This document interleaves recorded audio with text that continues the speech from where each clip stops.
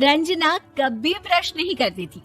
उसे कितनी बार उसके माँ बाप ने डांटा, लेकिन उसका कोई असर उस पर होता ही नहीं था, जिस कारण से उसके दांत पीले पीले हो जाते हैं। शादी के बाद अरे बहू, वैसे तो तुझ में कोई कमी नहीं है, पर तेरे दांत इतने पीले कैसे हैं बेटा? कैसे मतलब? कोई सर्जरी थोड़ी ना कराई है। वो तो क्या नाम, मैं ब्रश नहीं करती थी तो पीले हो गए। अब क्या करूं? आप कहे तो लाल करवा लूं या फिर काले? यार ये क्या है, क्यों माँ से लड़ रही हो? लड़ रही हूँ? अरे मैं लड़ रही हूँ या ये बोल रही है कि दांत पीले हैं, पीले। अरे तपस्या थोड़ी ना की है इन्हें पीले करने के लिए। बकायदा ब्रश नहीं किया है 20 साल तक, तब जाकर। छी, कैसी बात कर रही हो? ये उस वक्त तो पीले नहीं थे जब हम लोग तुम्हें देखने आए थे। अरे तब साफ करवा लिया होगा डेंटिस्ट के पास जाकर। अब देखो कैसे पीले पीले लग रहे हैं। रंजना सास की तरफ गुस्से से देखती है। फिर शुरू हो गई पीले पीले पीले। अरे पीले तो तब भी थे जब मेरे हाथ का रसगुल्ला उड़ा उड़ा कर खा रही थी और बोल रही थी, लड़की नहीं गुणों का खजाना दे रहे भाई साहब आप। खैर, अब वो लोग करते भी तो क्या करते, पीले दांत वाली बहू पल्ले पड़ी थी तो झेलना तो था ही। एक दिन कीर्तन में रंजना गाना गा रही थी। अरे कमला बहन, माँ का द्वार है, यहाँ तो सब शुद्ध होकर आते हैं, फिर अपनी बहू को ब्रश भी नहीं करवाती तुम। दूर से पीले पीले दांत भक्ति में बाधा उत्पन्न कर रहे हैं। अरे कोई 2 साल के बच्ची थोड़ी ना लेकर आई हूँ मैं बहू बनाकर। अच्छी खासी लड़की है, अरे कैसे करवाऊं ब्रश? ये तो उसे खुद करना चाहिए ना। अब माँ बाप तो इसके जैसे तैसे निपटा दिए, ये नहीं सोचा कि सास कैसे संभालेगी। सास बहू को लेकर घर आ जाती है, लेकिन सोच लेती है कि अब इसे लेकर कहीं नहीं जाएगी। अगले रोज बहू कहती है, अरे क्या हो गया, मंदिर नहीं जाना क्या? कीर्तन का वक्त हो रहा है। मेरी मधुर वाणी से कान्हा जी जागते हैं और सोते हैं। आप तो जानती है ना उनकी भक्ति में कितना मन लगता है मेरा।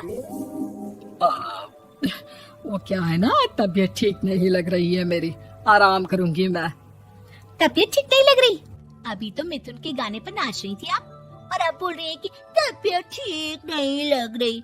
अरे भक्ति में मन लगा लो सासू माँ, ऊपर जाना है, क्या मुंह दिखाओगी आप? हाँ? सास को बहू की बात पर गुस्सा आ जाता है।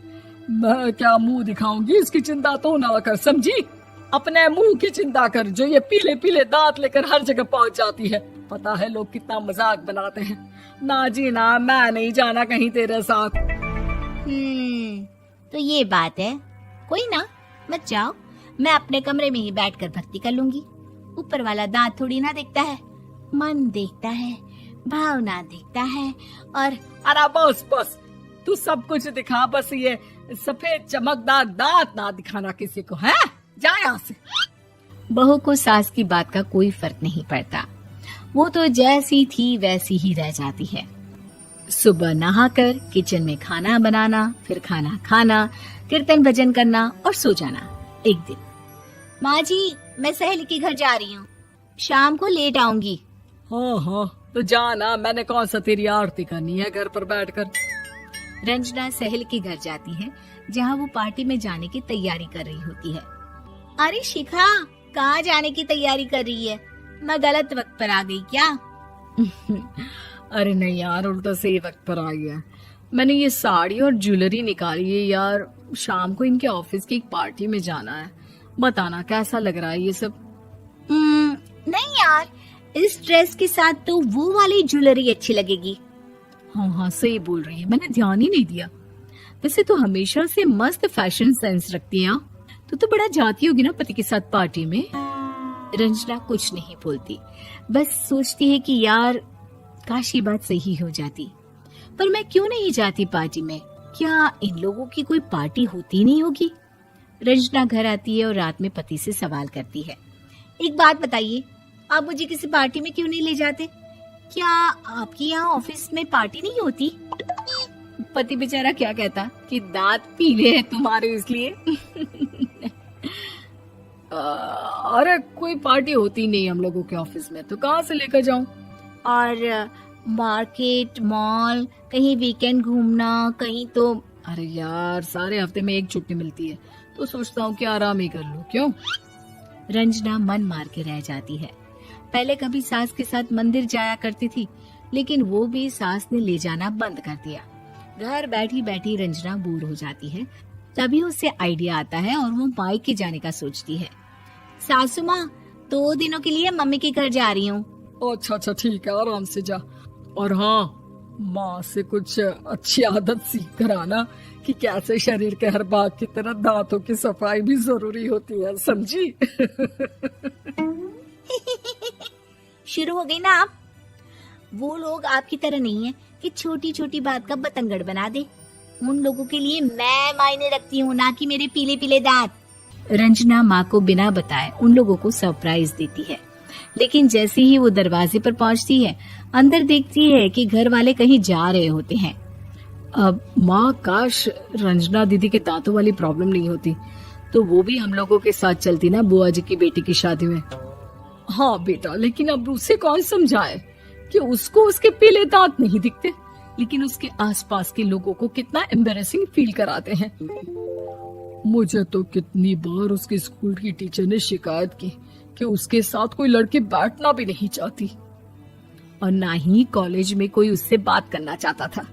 लेकिन पता नहीं क्यों उसे ये बात समझ में ही नहीं आती। कोई कमी नहीं है उस लड़की में, बस यही कि दांत पीले हैं। वो तो भला हो जीजा जी और उनकी माँ का, जो दीदी को जैसी है वैसे ही रखा हुआ है। रंजना को अपने घर वालों की बात सुनकर बहुत दुख होता है। वो सोचती है कि वो क्या करे, लेकिन फिर वो सीधा डेंटिस्ट के पास जाती है, अपने दांत चमकाती है और कसम खाती है कि वो रोज ब्रश करेगी। अरे क्या हो गया? तुम तो 2 दिनों के लिए गई थी ना, पर कोई ना, अच्छा है, चलो आ गई तो। रंजना सास के सामने आकर खड़ी हो जाती है और पूरी स्माइल करती है, उसके चमकदार दांतों को दिखाती हुई। हैं? चले मंदिर? माँ, मुझे माफ कर दीजिए, मैंने आप लोगों को बहुत एम्बैरेसिंग फील करवाया। मैं आज से रोज ब्रश करूंगी।